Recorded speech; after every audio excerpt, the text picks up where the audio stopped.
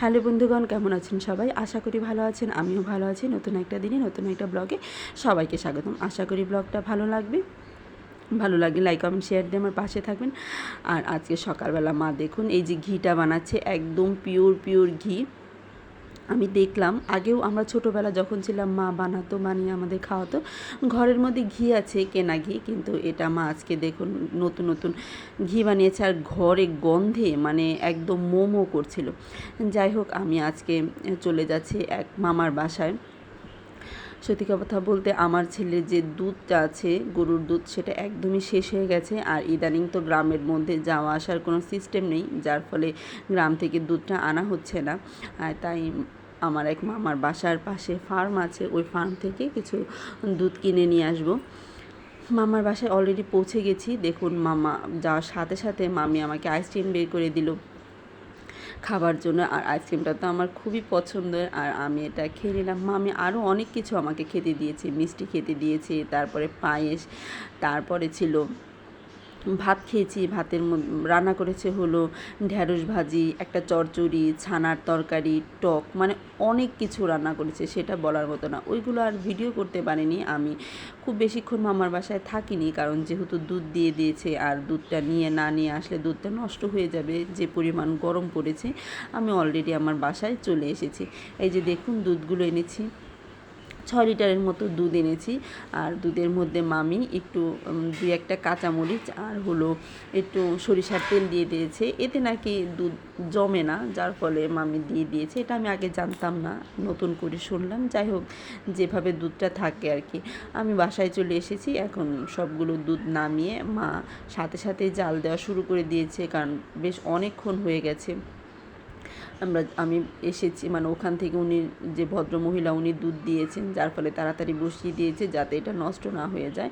আর উপরওয়ালার কৃপায় দুধটা একদমই নষ্ট হয় না। আমি তো প্রথমে খুব ভয় পেয়েছিলাম যে হয়তো বা নষ্ট হয়ে যাবে, কারণ অনেকক্ষণ হয়েছে, যে পরিমাণ গরম পড়েছে। কিন্তু ওইভাবে আর নষ্ট হয়নি, দুধগুলো ভালোই ছিল। এই যে দেখুন, 2 পাতিলে 2টা দুধ জমিয়ে মানে জাল দেওয়া হয়ে গেছে। এখন যতক্ষণ সময় লাগে ততক্ষণ করে রেখে দিবে আর কি। আর আমার ছেলে দেখুন নাক ডেকে ঘুমাচ্ছে। মা ওকে খাওয়ানো, স্নান করানো, সব কিছু করিয়ে ঘুম পাড়িয়ে দিয়েছে। একদম সে শান্তিতে ঘুমাচ্ছে। আর মা আমি যাওয়ার পরেই রান্না করেছে। এটা আমার আস্তে আস্তে 1টা বেজে গেছিলো। মা ওকে ঘুম পাড়িয়ে রান্না করে নিয়েছে। এই যে ট্যাংরা মাছের একটা তরকারি, আর হলো আলু পেঁপে ভর্তা। আর বোন আসার সময় নিচে বুঝেই কোন আইসক্রিমটা বিক্রি করছিল, তাই 2টা কোন আইসক্রিম নিয়ে আসলো, ওর জন্য একটা, আমার জন্য একটা। আর এটা খুব মজা করে খেয়ে নিয়েছে। আর এটা খুবই দরকার ছিল, আমার এত গরম লেগেছিল। আর আজকে হলো আমাদের কারেন্ট যাওয়ার উদ্বোধন হলো। দেখুন, আমার ছেলে কারেন্ট যাওয়ার সাথে সাথে ঘুম থেকে উঠে গেছে। আর এতদিন হয়ে গেছে, এই পর্যন্ত একদিনও কারেন্ট যায়নি। আজকে থেকে শুরু হলো কারেন্ট যাওয়া আর কি। আর এখন বিকেলের দিক, ঘরটা ঝাড় দিয়ে নিচ্ছি। দেখুন কি পরিমাণ ময়লা। এই যে ময়লাগুলো দেখছেন, আমার ছেলে সবগুলো ফেলেছে। ও যত আনাজ তরকারি আছে সবগুলো দিয়ে খেলাধুলা করেছে, সেগুলো উঠিয়ে রেখে এই দেখুন কতগুলো, এগুলো সব হলো পাতা, সবজির পাতা, তারপরে বাকল, এগুলোই আছে। আমার ছেলে এগুলো দিয়ে মানে খেলা করেছে, উঠিয়ে এই যে দেখুন এগুলো এখন পরিষ্কার করে নিয়েছি। আমি অন্যান্য সব ঘরই ঝাড় দিয়ে দিয়েছি, এখন বাকি রয়ে গেছে এই মাঝখানে ঘরটা, এটাই এখন ঝাড় দিচ্ছি। আর আমার ঝাড় দেওয়া দেখে দেখুন আমার ছেলেও সাথে সাথে মানে ঝাড়ু নিয়ে এসে পড়েছে, ও ঘরটা ঝাড় দিবে। এতক্ষণ অন্যান্য ঘর দেওয়ার কারণে ও খেয়াল করেনি জিনিসটা, কিন্তু যখনই আমি মাঝখানের ঘরে এসে ঝাড় দেওয়া শুরু করলাম, ও এই জিনিসটা খেয়াল করে। প্রথমে তো আমার ঝাড়ুটা নিয়ে মানে অনেকই করছিল, টানাটানি করছিল, কিন্তু ওইভাবে না আমি দেইনি ওকে, ও জোরাজুরি করে রেখে দিয়েছি। তখন ওর ঝাড়ুটা নিয়ে আসে ঝাড়ুটা দেওয়ার জন্য। দেখুন কি সুন্দর করে ঝাড় দিয়ে দিচ্ছে। প্রথমে যখন ও ছোটো, আরও ছোটো থাকাকালীন যখন ঝাড়ু দিত, নষ্ট করে দিত, কিন্তু এখন চেষ্টা করে সবগুলো ময়লা একসাথে মানে রাখার জন্য। দেখুন কি সুন্দর করে ঝাড়ু দিচ্ছে, মনে হচ্ছে যে ও অনেক দিন ধরেই পারে এই জিনিসটা। যাই হোক, ও এখান থেকে চলে যাওয়ার পর আমি চলে আসি ঘর ঝাড়ু, মানে বাকি ঝাড়ু দেওয়ার জন্য, কারণ ওর সাথে ঝাড়ু দিয়ে পারবো না, ও অনেক কান্নাকাটি করবে, তাই ওকে ঝাড় দিতে দিয়েছি। পরে আমি চলে গেছি। ও চলে যাওয়ার পরে আমি বাকিটুকু করে নিই আর কি। এই যে দুধ, সকালবেলা দেখুন জাল করে রেখেছিল, এখন একদম ঠান্ডা হয়ে গেছে, এখন প্যাকেটিং করে মা এটাকে রেখে দিচ্ছে।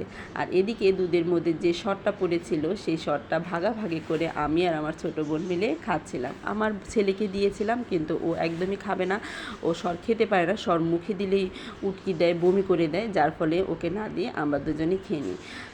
আর এদিকে মার আজকে ইচ্ছে করছিল একটু রুটি খাওয়ার জন্য, সরি মার না, আজকে বোন কেন যেন বলছিল যে ও সেমাই খেতে ইচ্ছে করছিল। মা অলরেডি সেমাই বানিয়ে নিয়েছে, তখন ভাবলো খালি সেমাই খেতে তো ভালো লাগবে না, কয়েকটা রুটি বানিয়ে নিই, তাহলে রুটি দিয়ে সেমাই দিয়ে খাওয়া যাবে। মা যেই কথা সেই কাজ, আমরা দেখিনি মা ওইভাবে রুটি বানানো শুরু করে দিয়েছে। দেখুন ডোটা তৈরি করে এদিকে রুটি বানাচ্ছে, আর এদিকে রুটি বানানোতে মানে দুষ্টুমি করছে হলো আমার ছেলে, ও বারে বারে এটার মধ্যে হাত দিচ্ছে, মা না করছে কিন্তু ও তারপরেও এটার মধ্যে হাত দিচ্ছে। আর আমরা বললাম যে অযথা তুমি রুটিগুলো বানাচ্ছ, ভাত ছিল সব কিছু ছিল, বললো যে না আমারও খেতে ইচ্ছে, মারও খেতে ইচ্ছে করছিল, যার ফলে মা রুটি দিয়ে আর সেমাই দিয়ে খাবে। মা আর রুটি সেমাইটা খুব পছন্দ করে, যার ফলে এই বানানো আর কি। যাই হোক এদিকে মা রুটি বানিয়ে নিয়েছে, রুটি বানানোর পরে আমরা সবাই মিলে রুটি খাবো। আজকের রাতের খাবার বা ডিনার হবে হলো রুটি আর সেমাই, ভাতও আছে, তরকারিও আছে, যার যেটা খেতে মনে চাইবে খেয়ে নেবে আর কি। আজ এই পর্যন্তই, আশা করি ব্লগটা ভালো লেগেছে, ভালো লাগলে লাইক কমেন্ট শেয়ার দিয়ে আমার পাশে থাকবেন। টাটা।